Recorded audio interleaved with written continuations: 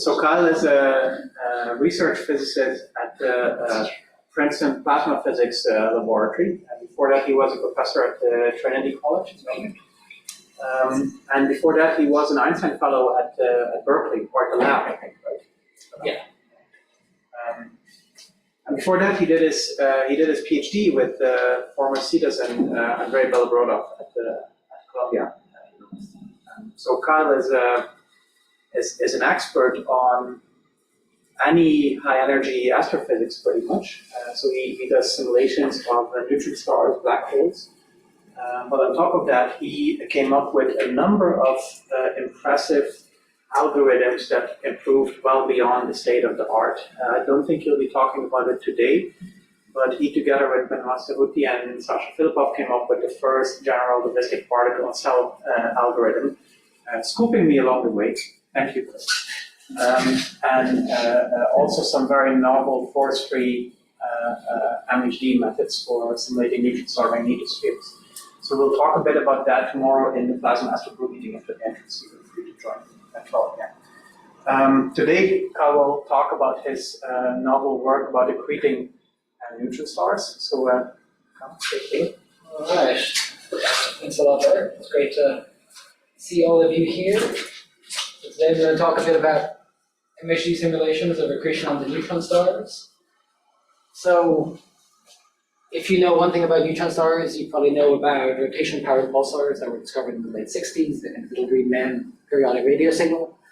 And those are very interesting, but they're also found in X-ray binary systems where they accrete material for a stellar companion somewhat like this, either via a wind in a high-mass X-ray binary or via erosional overflow in a low-mass X-ray binary.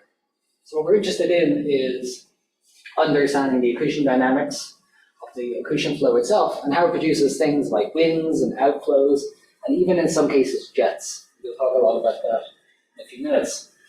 So I'm going to mostly be talking about numerical simulations where we try to do, in some sense, a global model of what's going on, but not global in the sense that we're taking this entire thing into our simulation. There'll be no secondary star engaging in overflow or anything like that. We're just going to be looking at the innermost region around the compact object itself. And so there's a lot of different kinds of accreting neutron stars. Some of them rotate very slowly, some of them rotate very quickly. I'm most interested in the fastest ones, the millisecond pulsars.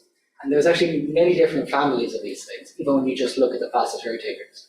We have the isolated radio millisecond pulsars. So these are the classic ones. They're just like radio pulsars, but spin very quickly, up to nearly millisecond spin frequencies. There's also what are called the accretion-powered ones. So these have accretion onto their surfaces, but the magnetic field is strong enough to collimate the accreting material so it reaches the surface via columns instead of just like sloshing onto it anywhere it wants to. And because these columns are whipping around like a lighthouse, you see X-ray pulsations. There's also something called nuclear-powered sources, which I won't talk about as much. The idea here is that you have kind of an ocean of accreting material that undergoes some kind of X-ray burst, and then the kind of sloshing of the ocean can give you a periodic signal when you look at energies.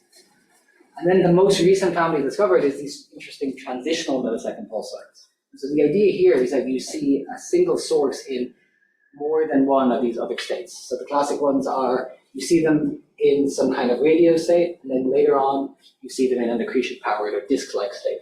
And then the idea is you now have multiple different levers understanding the system. There's things you can get easily out of the radio pulsar phase, things you can get more easily out of the disk or accreting phase, and so you can really try to learn a lot about the system. I'm going to come back to that right at the very end.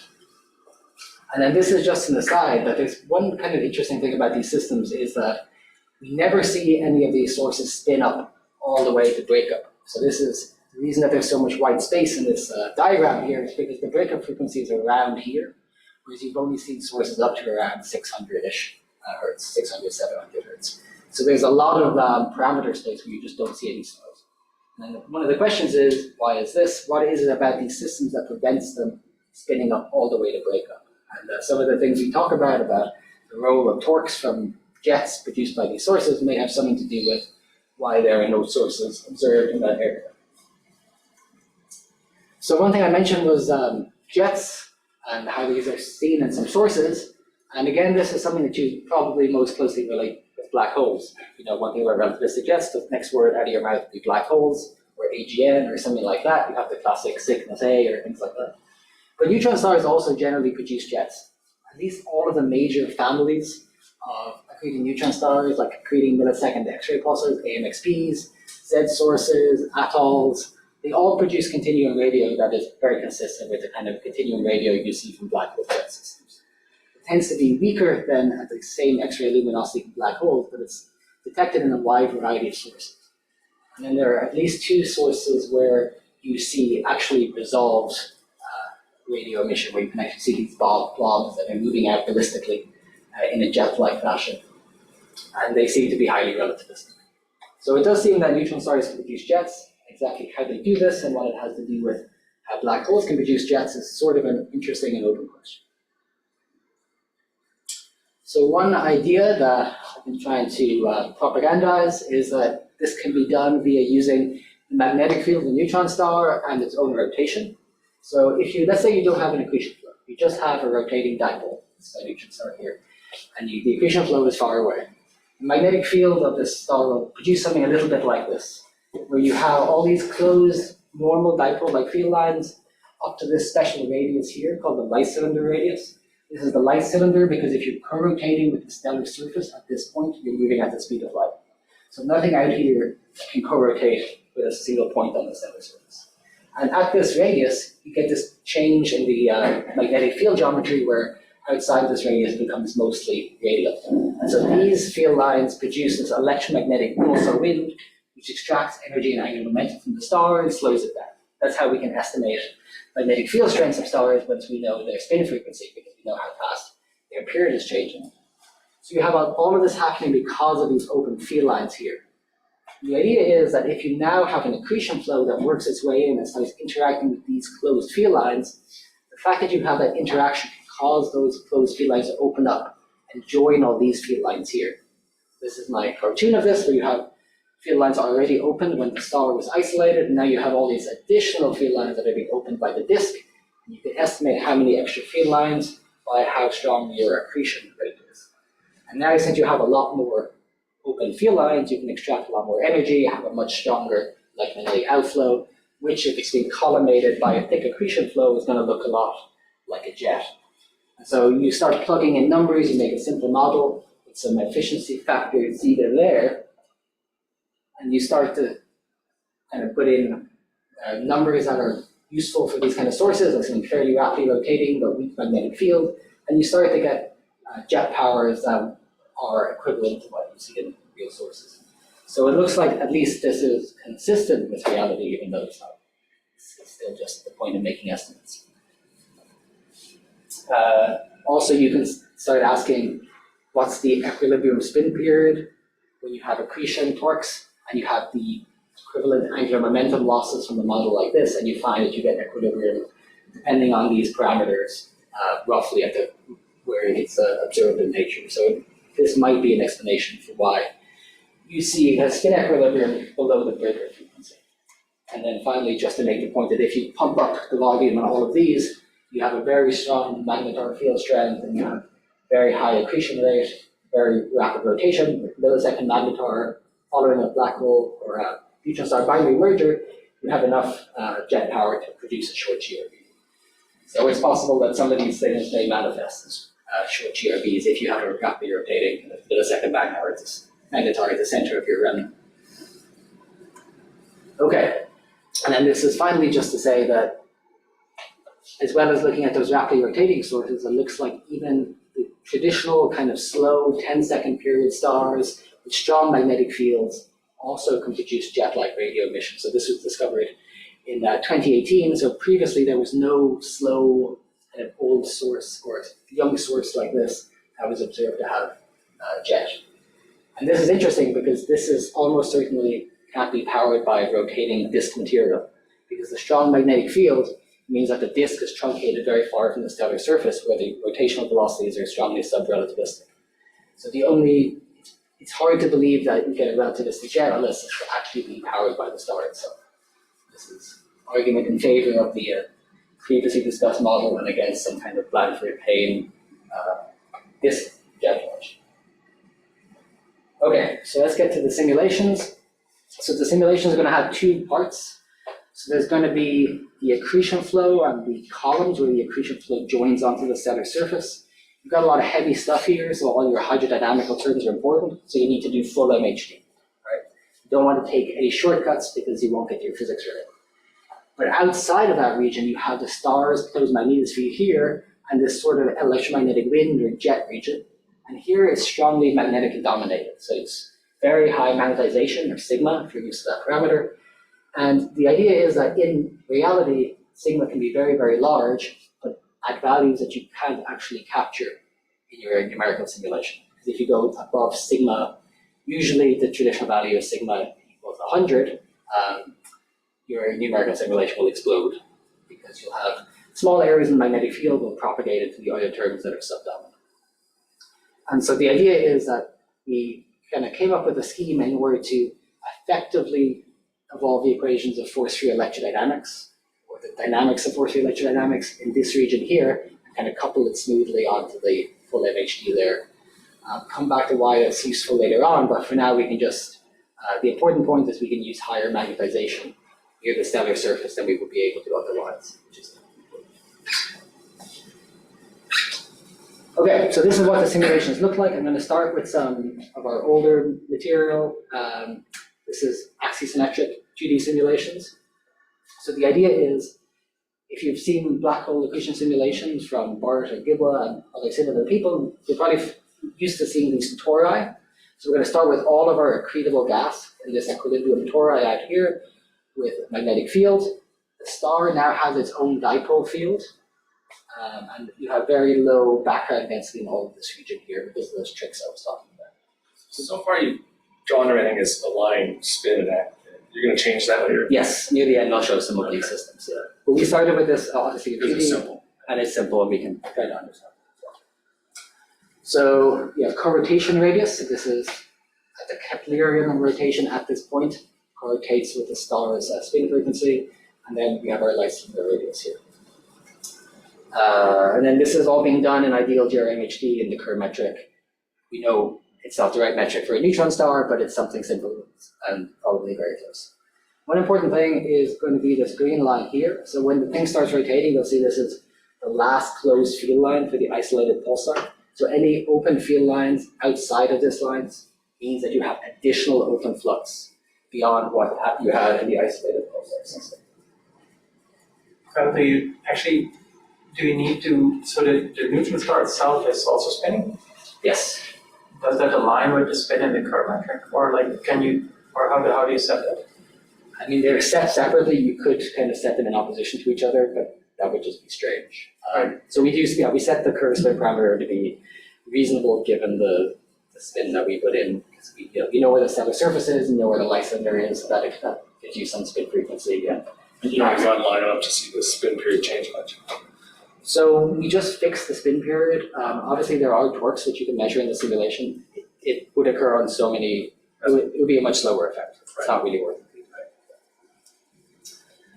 And then the final thing before I actually run the movie is you have an additional choice to make. So if you're doing a black hole, you just have this magnetic field here in the torus.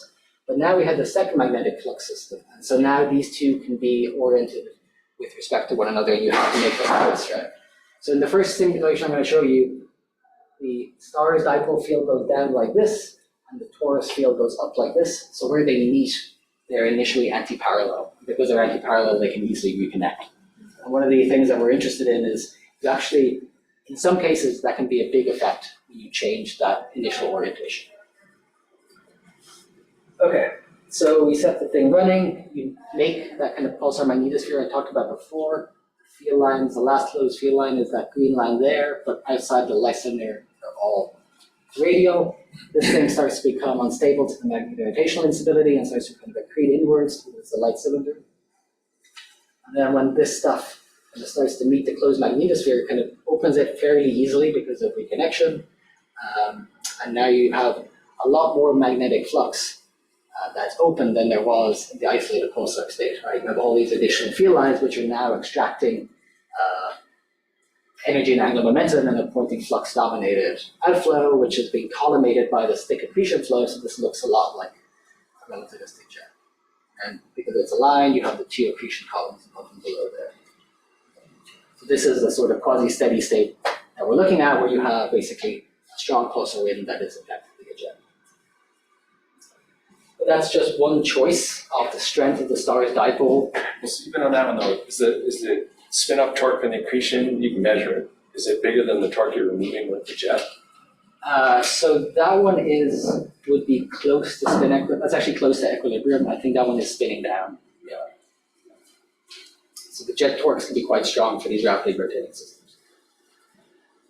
And so the idea here now is that we can change the magnetic moment on the star and keep the torus the same. So run exactly the same system except change the star's magnetic field strength. If you make it weaker, you can get, so this is kind of similar to what we showed there. If you make it weaker, you can get direct accretion where the star's magnetic field isn't strong enough to make those columns. If you make the stellar field stronger, you can get to what's called the propeller regime. So now this stuff isn't able to get through the co-rotation radius. So there is an angular momentum barrier which prevents it from accreting onto the stellar surface. But you still produce, additional flux opening and basically a jet-like outflow, and hence the joke for the title. You don't have to choose between propellers and jets. There we go. And then finally, if you have a very strong field strength on the star, you can get to this regime where the accretion flow can't even get in through the light signature. So this was kind of predicted in the 70s and 80s. It was often referred to as radio ejection, because this would be the radio pulsar wind pushing on the accretion flow. But we can kind of create it in the simulation here as well. What unit is mu?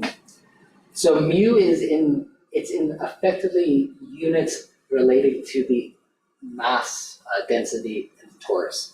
Because all that matters is how dense the initial torus is compared to the strength of the star. There's no absolute scale in the systems.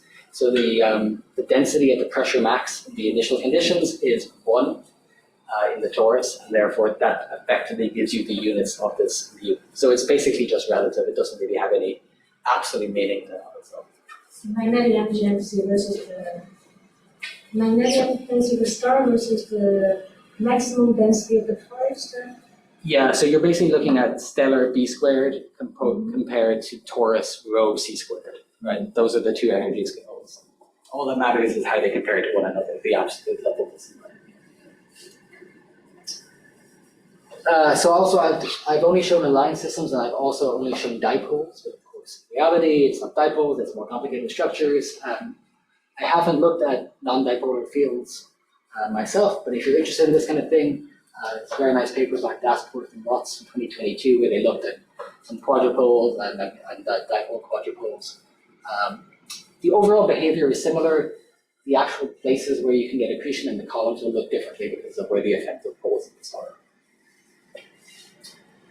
Okay, so one of the things I kind of leaned into earlier was how important this initial orientation of those two magnetic field systems is. And this is what happens in 2D when you make the two different choices, right? So you have, this is what I showed before, anti-parallel, easy to reconnect, easy to open field.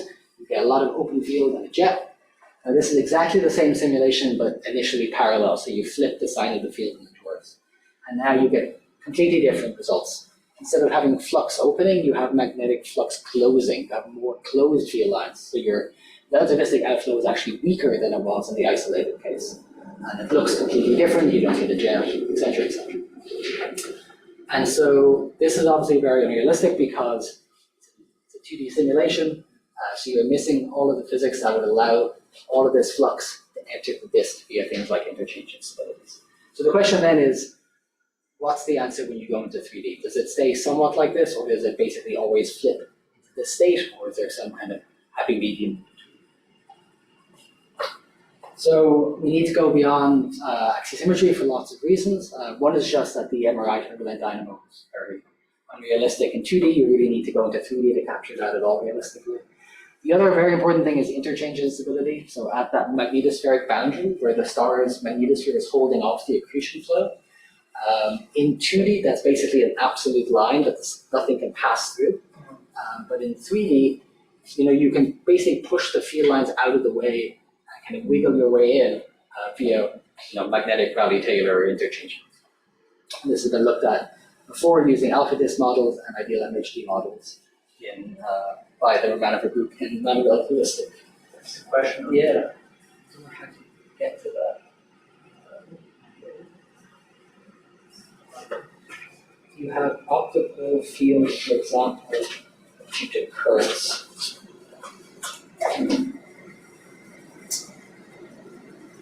I'm not entirely sure. Well, we always start, in the simulations I'm showing, we always start with the dipole field on the star. You get a lot of, higher order multiples from the currents in the MHD system in the magnetosphere. So I guess you probably do get some of, from magnetospheric currents, you get optical and higher contribution. Okay, so this is an equivalent simulation, but in 3D to what I showed before. So it's a colloidal plane, equatorial plane. As the stuff starts to spiral in, you start to develop a lot of non-axisymmetric structure in the accretion flow. So especially now it's entering the co-rotation radius, and you start to see all these little fingers which are darting in from the magnetospheric boundary onto the stellar surface in the equatorial plane. So it's accreting via these interchange fingers, but also at the same time via these kind of stable columns, so the two aren't kind of inconsistent with one another. Beyond that, it looks broadly like the 2D simulation. You still produce this nice clean jet, which is extracting energy and angular momentum very efficiently.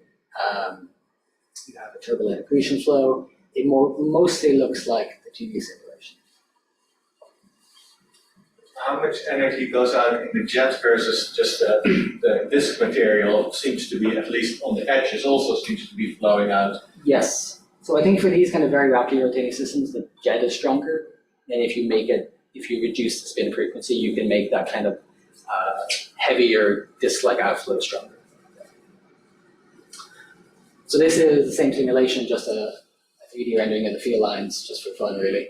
Just to show that you have the kind of helical field lines you're used to seeing from black hole jet simulations.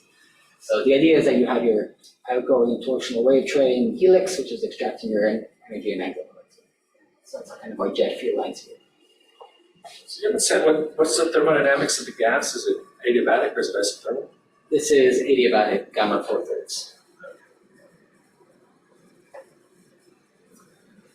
So now we're going to do something similar, but we're going to make the stellar field stronger. So again, don't worry too much about the real meaning of this new thing. It's just 4 times stronger stellar field.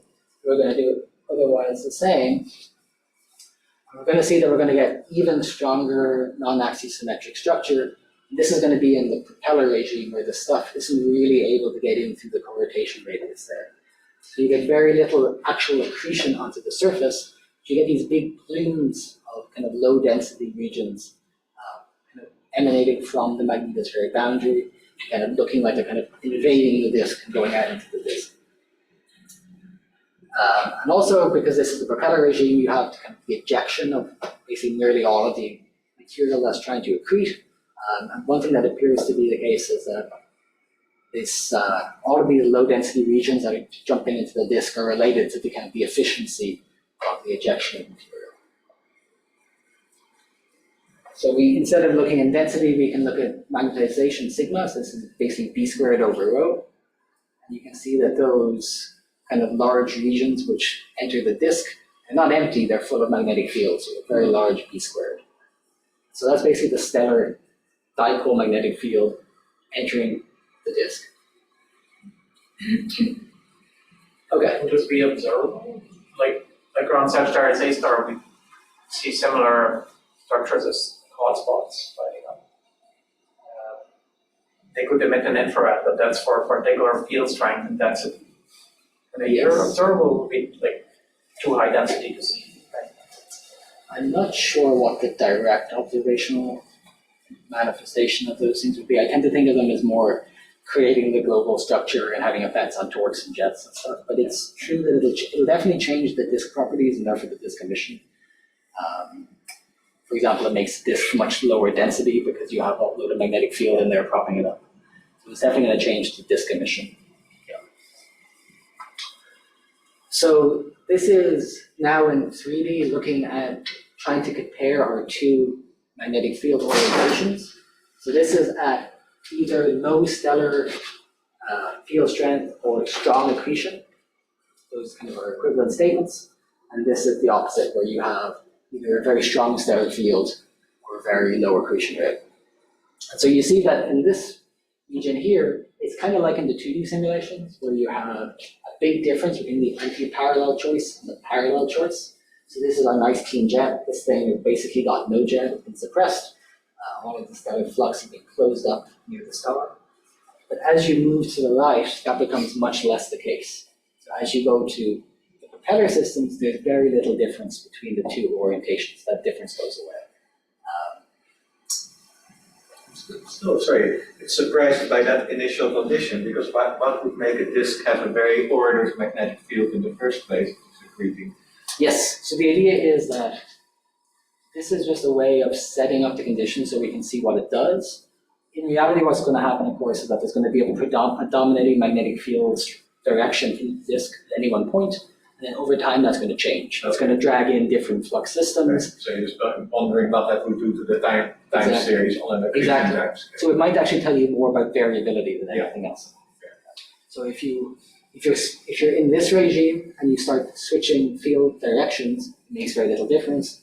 But if you're over here, you're going from strong jet, no jet, strong jet, no jet. So it might have very high variability. Yeah. So one thing you can do is, rather than just looking at pictures, you can be more fancy and actually make some quantifiable observables. So one good one is the jet power. So this is just the power in the electromagnetic wind in the high magnetization region near the pole.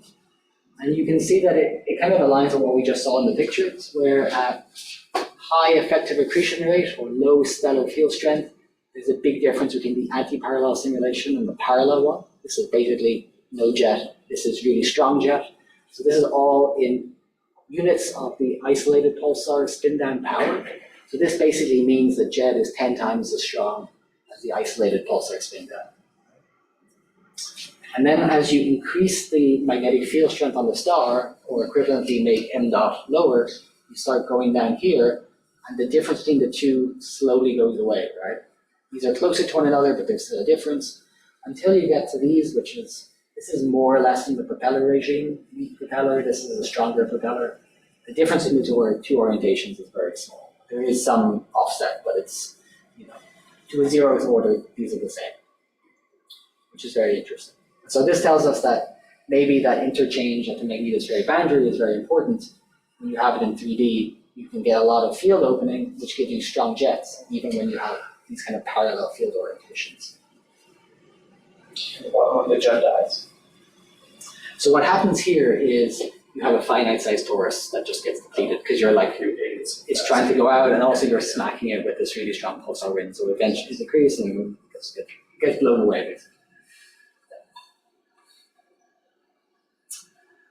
This is just one quick slide on the torques.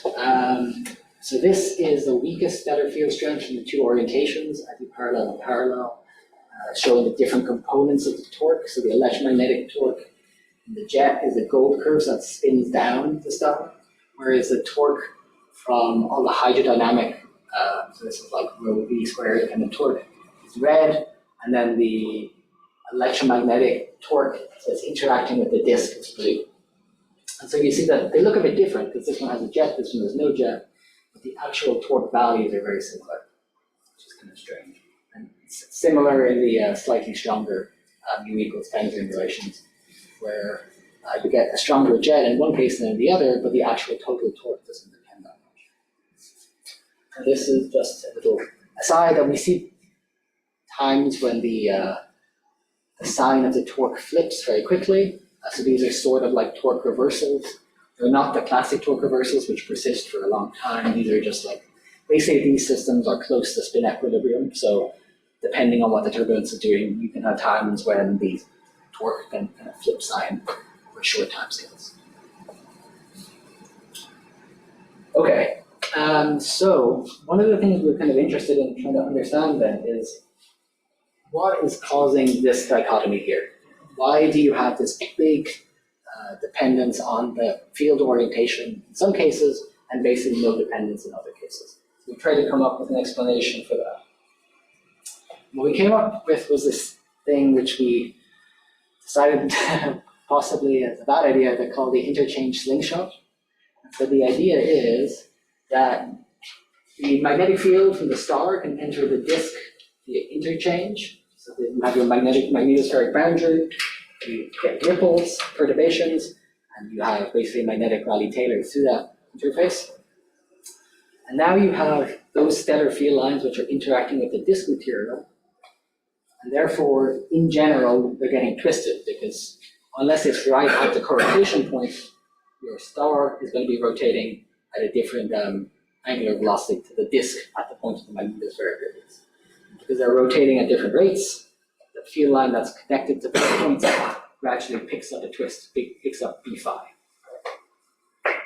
And because it picks up B phi, and the B phi grows over time, you get this growing B phi squared magnetic pressure.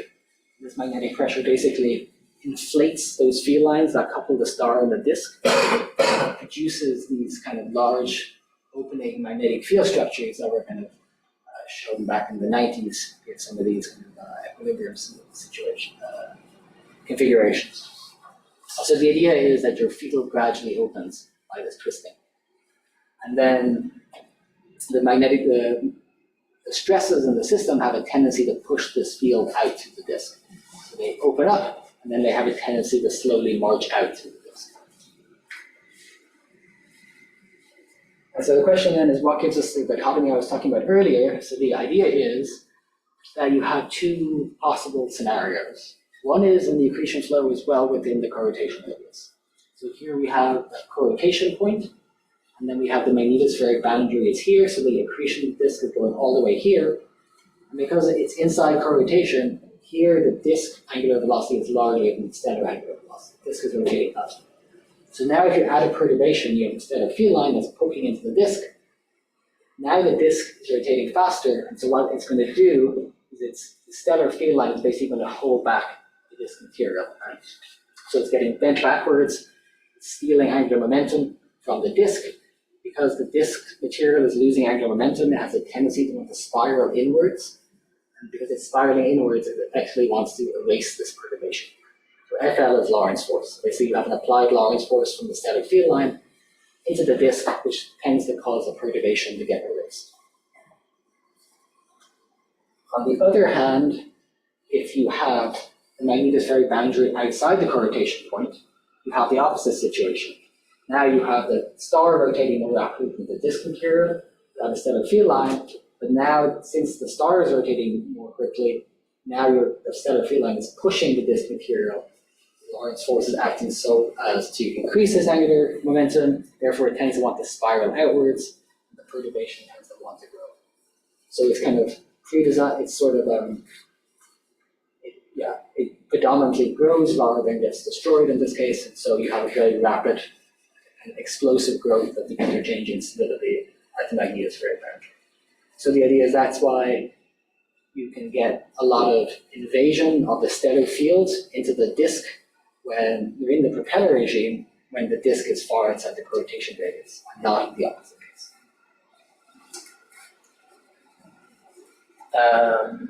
And this is just to say it's kind of invasion of the disk by the stellar magnetic field is particularly violent when you're kind of deep in the propeller regime and you get these huge plumes. This looks a lot like the flux eruptions from MADS. The physics is a little different because the boundary conditions on these field lines are different. So if you have a black hole, you have a field line that enters the disk, the black hole field line is basically free to enter the disk and go away as it likes. Whereas in the neutron star case, that field line when it first enters the disk is tied to the neutron star surface. And so you have a line-tied boundary for the field line rather than just a free boundary. So I think that's why you might get some different behavior in a neutron star case and the black hole case. But we haven't kind of explored that in detail quantitatively. So if we look at some averages over the steady state. Is the field in the tube in the ejected flux predominantly vertical out of this plane? Or is it toroidal? I'm not sure which is actually stronger. I mean, it's being twisted at the same time. It's kind of inflating and moving outwards. So I'm not actually sure off the top of my head which component is stronger. In the black hole case, for a thick disk at least, an uncooled disk, you very clearly see that the flux that's ejected, because it's pretty much like jet field lines that reconnect and get vertical. So we get a very clear vertical tube that connects at higher altitude back to the jet. It could be a highway for this material to end up in the jet. Right. But here, it's not obvious. Like you say, I think that the field would have to be vertical. It could be toroidally dominated. Yeah, in general, it's kind of twisted back on itself, and then it basically becomes open when the part is going outwards too quickly, and then it kind of relaxes and starts to lose part of this twist. So if we look at just some of these averages, kind of separated by the two orientations, you'll see that in some cases it doesn't make a huge difference. So for example, accretion rate, very similar in the two orientations. Torque is very similar, very similar. I don't quite understand why. But the jet powers are very different. And therefore the effective jet power and efficiencies, this is the flux opening efficiencies either. So the interesting thing is for one orientation, anti-parallel, basically the efficiency is always high, like 3/4, which is strong enough to power strong jets that we want to be using to explain observations, but not in the other orientation. So some of these strongest jets in some cases may be very variable because you have a system flipping backwards and forth between these two.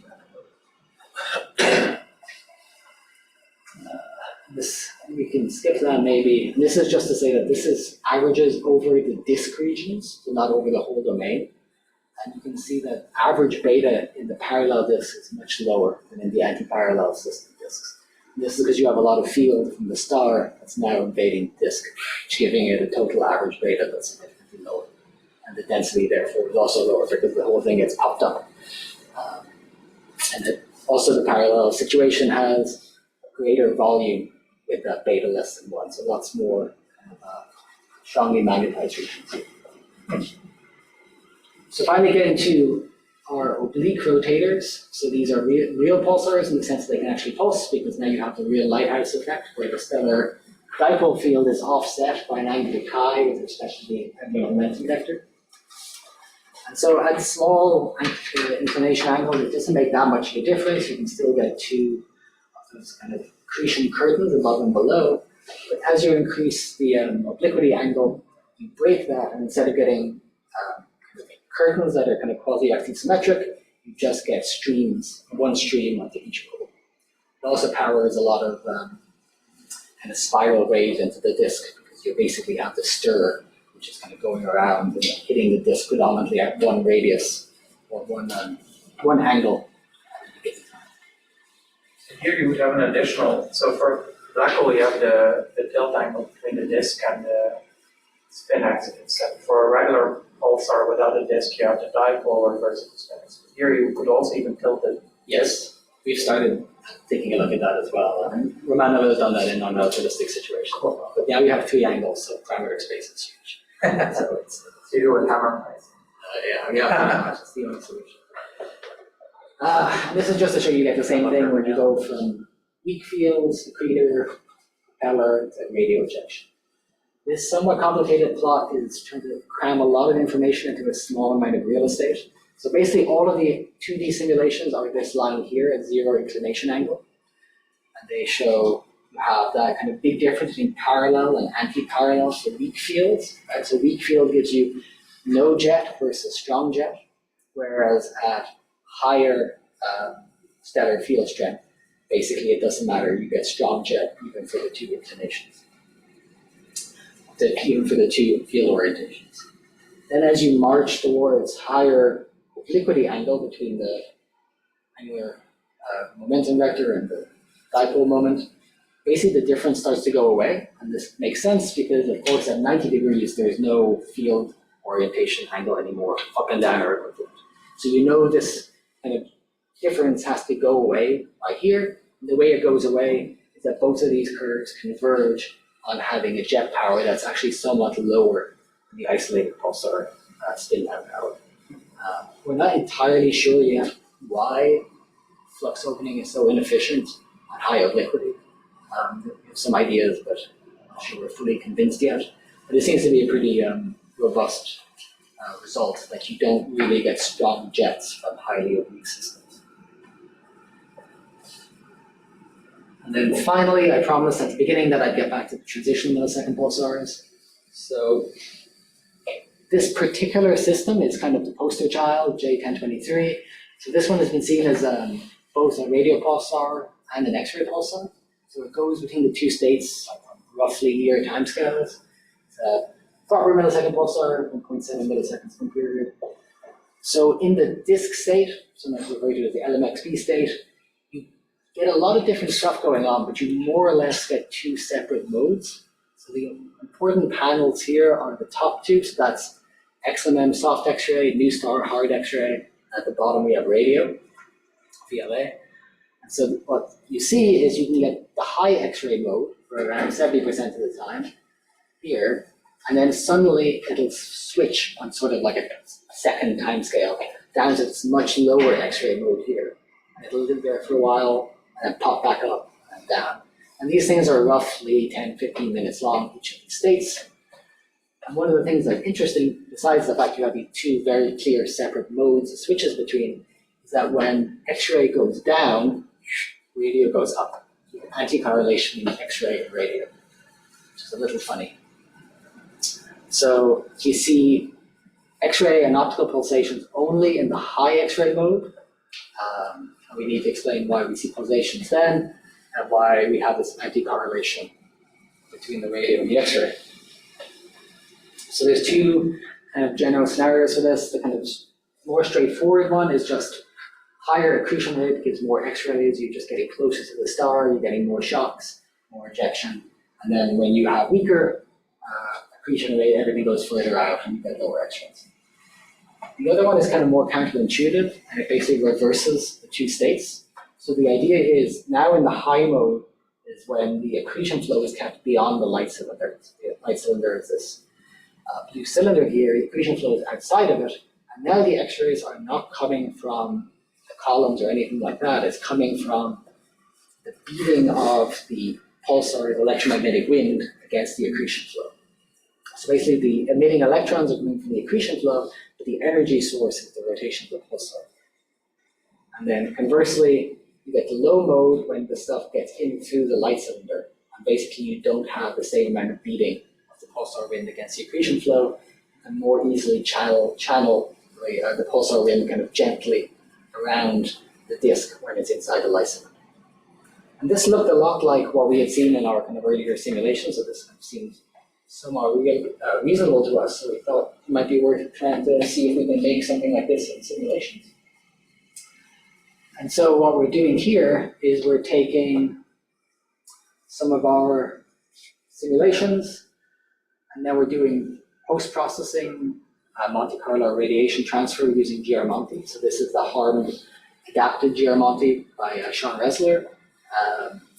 And the idea is that now we take all of our outputs and we basically populate it with a bunch of synchrotron photons given by the density and magnetic field strength, and we propagate those through, and it does absorption, scattering, inverse Compton, so we can start to make some at least more realistic spectra, so we can try to understand what's going on. The short answer is that it starts to look like it's going in the right direction, that we're seeing the low X-ray state here, so this is the soft X-ray band in purple. The low X-ray state is when the flow is inside the light cylinder, kind of like that. And then the high X-ray state is when it's kind of outside the light cylinder, where it's all been kicked away. And then just to look at some temperature maps, and you can kind of see why this might be. So when the accretion flow is kind of deep inside the light cylinder, all of the electromagnetic energy from the star is basically getting just diverted by the disk around it, and it just flows out easily without converting. You don't get that much high temperature regions. Whereas when the accretion flow is beyond the light cylinder, basically this becomes kind of an unstable boundary. You get a lot of beating of the pulsar wind against the disk, and you also have pulsar's current sheet which is ejecting some very hot stuff. So basically this is getting energized by reconnection. So you have hot reconnection, accelerated material smacking into the disk, doing something as well. And that gives you this kind of thick band of high temperature material, which is responsible for that, the X-rays we're seeing. So we're still in the process of really digging into that and trying to understand exactly what the physics is in the sense of how much of this is coming from reconnection in the current sheet, how much is beating of the pulsar wind against the disk, but at least it looks like it's going in the direction of agreeing with the kind of more unusual state of having the high X-ray state when the accretion flow would be on the list. This looks like it's never actually accreting and probably also never actually spinning up. Is that confirmed with observation? I think it makes sense in the sense that one of the problems the other model has is that the changes in the torques are actually very small. And if you want to get stuff all the way to the surface, you're almost certainly going to modify those torques much larger than what's in there. So the fact that stuff only really goes into the propeller regime, and therefore the torques don't change all that much.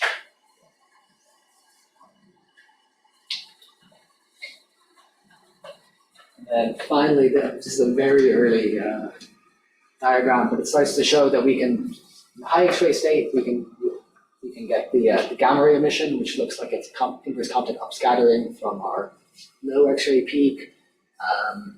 We're at the moment getting a much bigger difference between the two modes than in the real star, which is much smaller.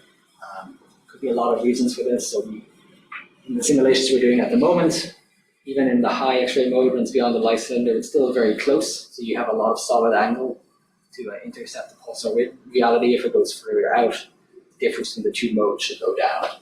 There's certainly a lot of kind of fiddling to do with the setup to try to reproduce what's actually seen. But the overall direction seems to be going in the right direction. And of course, the other thing we wanted to get is the anti-correlation between X-rays and radio. And so the idea is that here you have a lot of X-rays, it's hot, but the spin down power is basically the same as an isolated pulsar because everything is outside the accretion flow, and therefore you don't have a strong jet, so you don't get a strong radio emission. Whereas here, you don't get the X-rays, but now you come in to the light cylinder, you've opened extra field lines, you have a strong jet, you're able to get radio from the jet behavior. So it does kind of agree with the radio X-ray anti-coupled emission. So that's all I have prepared, so I can fill up my summary slide and take any further questions. Thanks, Scott.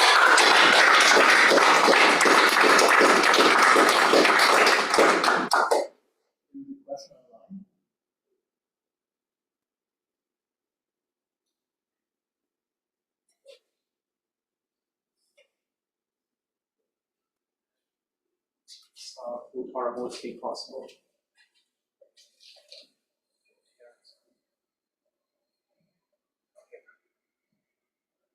Would our modes be possible and detectable by LIGO Virgo detectors for accreting or radio X-ray pulsars and low mass X-ray bodies? I would not pretend to be an expert on this. I would say probably not, but it's probably very weak. But I wouldn't take that to the bank. It might form a background, part of the gravitational wave background, but I don't think it's going to be detected as an individual source. Other questions from any room? I have a silly question. So your view is comparing the magnetic field strength to basically the mass density of the disk. Does it also matter how magnetized the disk is? Yes, sort of. So what we always did is we tried to start with kind of a very low magnetic field strength of the disk, so beta of 100, because then you kind of build it up via the MRI self-consistently. That was always the idea. But your initial choice does set the amount of colloidal flux in the disk. So if you change that background data, you will get slightly different results. It's not something we've really looked at in a lot of detail, but yes, it's true that if you change the flux in the initial torus, you will get somewhat different results. It's something we're interested in actually. Like what happens if you start flooding this thing with tons of magnetic flux, like what's the kind of limited behavior? Other questions? I think Martin brought this up potentially, but have you tried just like a random Gaussian solenoidal magnetic field in the disk instead of a perfectly upfield and downfield? We haven't. So I think in all the axisymmetric cases, it doesn't really make sense to start with that. And in 3D, so far we've been very kind of focused on just trying to understand the basics. Okay. And we haven't looked at other ways you can initialize it. Okay. I mean, my guess is it probably shouldn't make a big difference that, even if you choose a random field, there is some average direction, and given enough time, that will become the dominant component. Maybe it depends. I mean, you can have a zero net flux field in the disk, so it doesn't have a preferential direction from the get-go.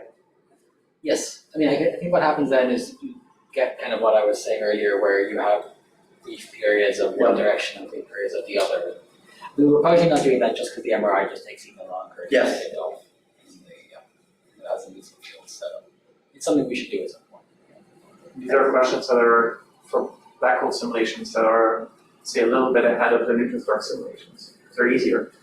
It hasn't been fully figured out what happens if you start with more realistic field configurations or feeding from larger scale or resolving the dynamo. It just makes it a lot harder and gives an unanswered question, even in the simpler case where you don't have a dipole and a difficult object. Normally also. I'm just trying to remember the phenomenology of, high mass X-ray binaries. They can be in a low hard state or a high soft state. You don't have enough. Well, you get variations in your accretion rate. Yes. So you could sort of try to emulate that sort of behavior. Like you showed the plot of the spectrum coming out. In one case you had gamma rays. Yes. Yeah, I mean, it's true that if we could do a set of simulations with different MDOT and try to work our way around the Yeah, exactly. diagram or something like that. Yeah, that's awesome. Yeah. It's not something we've done yet, but it's moving in that kind of direction, trying to be a bit more quantitative about some of the observational connections rather than just trying to get the basic fields. Yeah, Michelle was next, and I was just going to say, well, I don't work on neutron stars. We work on T-Tauri stars, and T-Tauri stars is a very strong motivation to study where the spin is not in the same direction, but the spin is uplift with respect to the disk. Presumably a neutron star will have the same. You can go on to investigate the same thing. Do you have any insights to share at this moment? No? Not really. I mean, the main thing would be, for the rapidly rotating systems, you would expect the spin to be aligned with the disk, just because the reason it's spinning so rapidly is it's been spun up by the disk accretion. And so your kind of naive estimate is that the two should be aligned. So there's no evidence of misalignment. But recently, there is evidence of misalignment, apparently from XP polarization measurements. And the Turku group started to see some evidence for spin misalignment in some of these systems, which seems strange, but I don't know if that's T-Tauri stars is abundant evidence Uh-huh. of misalignments. And really, we would love to understand how the accretion explains those. Yes, that's true. I mean, I think all of these angles can be offset with respect to one another and change various aspects. It's something to dig into. Well, there's something special about open rotating. There's a preferred direction in the disk. Yes, that's true. Yeah. And it's a direction that doesn't, unlike the magnetic, That's right. it doesn't Doesn't swap around, it's always predominantly in one direction. Yeah. Martin? Yeah, I guess it was more on the accretion state. I actually really liked your propeller and sort of even the radio pulsar state, but on the accreting state itself, there's also an enormous, very annoying phenomenology on all the Z sources and so on that you referred to. And I do remember that at very high state, the radio becomes incredibly flickering. I think it's even called a flaring state, if I remember right. That's something you looked into. I mean, Not just because it sort of would relate to your Exactly, yeah. direction. So I had some ideas, I think it's even And then you hear about, this kind of blobby ejection of material and transient jets, that the kind of phase transitions might be related to this kind of up-down switching of the field direction, when the accretion flow is very close to the star. So it can open a lot of flux, but it goes into these suppression ejection. In those sources, at least, often we don't see pulsations, but that doesn't mean there is really no magnetic field, of course. Exactly, So, yeah. That was, I guess, another question I had during your talk, might as well ask it now, is whether in the cases where you have an aligned magnetic field, so you, as you said, normally you don't expect pulsations, but if you actually look in these foot points, they're not actually symmetric. It didn't look like it, at least. So the stuff is accreting on a particular part of the neutron star, and maybe that goes on for a few rotations. Would you get sort of temporary pulsations? Maybe in the same way with the nuclear powered sources that you can only pick it out with an FFT or something. Yeah, I'm just sort of curious if you obviously in principle can observe them. Yeah, no, it's a good point. I'm not really sure. Yeah.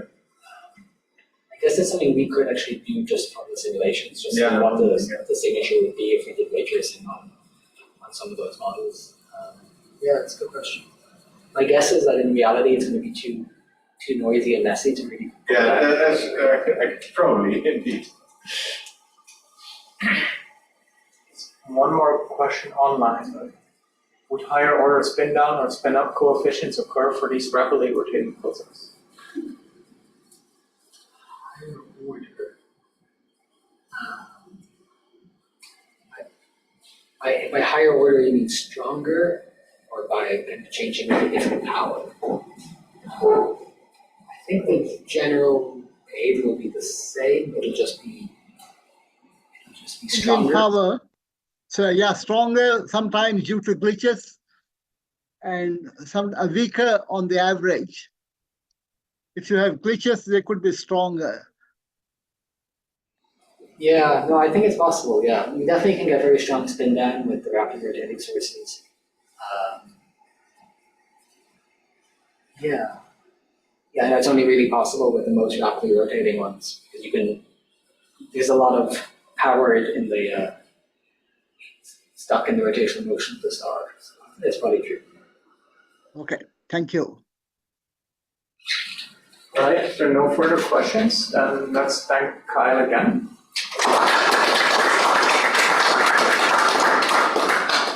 There are questions in the lounge, so please help yourself.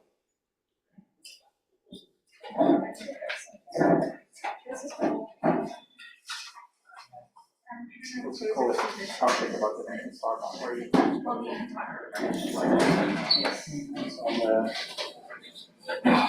do that, but you should relax. I'll contact you there.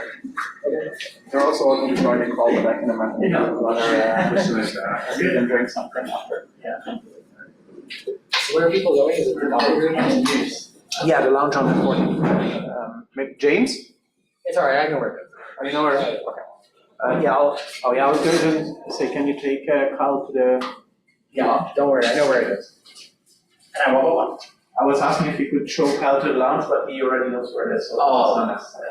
I'll be up there in a few minutes. Yeah. I'll come up there after the call with Kapshik. Yeah. Very good talk, very nice. I mean, I saw most of your results, but not the recent ones. Very cool that you can become like ray tracing, you can become quantitative. Trying at least. Yeah. I kind of worry sometimes about how much it should be adding.